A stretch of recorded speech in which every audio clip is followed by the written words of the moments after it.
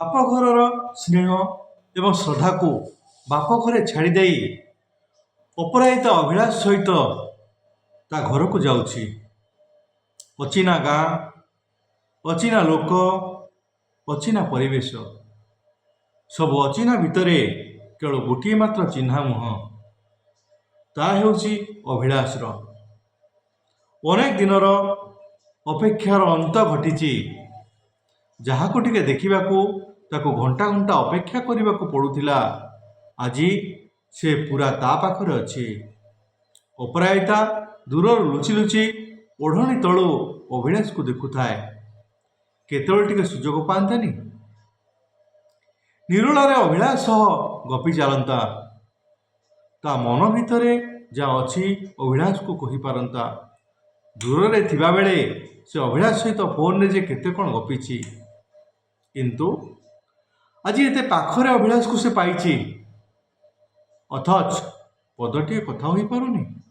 ତାକୁ ଲାଗୁଛି ସତେ ଯେମିତି ପୁରୀ ସମୁଦ୍ର କୂଳରେ ସେ ବସିଛି। ତାକୁ ପ୍ରବଳ ଶୋଷ ହେଉଛି। ସମୁଦ୍ରରେ ଏତେ ପାଣି, ହେଲେ ସେଥିରୁ ସେ ବୁନ୍ଦାଟିଏ ବି ପିଇପାରିବନି।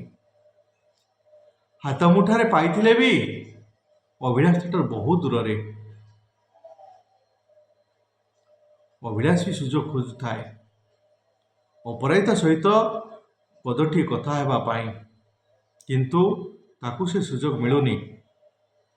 ଅନେକ ଦୂରରେ ଥାଇ ମୋବାଇଲରେ ଘଣ୍ଟା ଘଣ୍ଟା କଥା ହୋଇ ସେ ଅପରାଜିତା ସହିତ, କିନ୍ତୁ ନିଜ ଘରେ ବିବାହ କରି ଆଣିଥିବା ନିଜ ସ୍ତ୍ରୀ ସହିତ କଥା ହେବାରେ କ'ଣ ଏତେ ପ୍ରତିବନ୍ଧକ? ଘରେ ସମସ୍ତେ କହିଛନ୍ତି ଯାହା କଥା ହେବ ଚତୁର୍ଥୀ ପରେ। ସାଇ ଭାଇରେ ଘର, କିଏ କାଳେ କ'ଣ କହିଦେବ। ବୋଉର ଆକଟ, ଲୋକଙ୍କର ଆଖି ଭଲ ନୁହେଁ, ସଜ ମାଛରେ ପୋକ ପକେଇ ଦେବେ।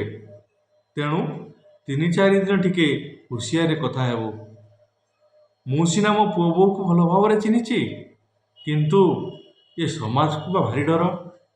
ସମାଜ କେତେବେଳେ କ'ଣ କହି ବସିବ କିଏ ତା ଜାଣିଛି। ତେଣୁ ମୋ ବାପାରେ, ମୋ ଧନରେ ଏଇ କେଇ ଦିନ ଟିକେ ତୁ ରହିଯା। ସମ୍ପର୍କ ତ ସବୁଦିନ ପାଇଁ ଆସିଲା, ସବୁଦିନ ପାଇଁ ରହିବ, କିନ୍ତୁ ସମାଜକୁ ଟିକେ ଡର।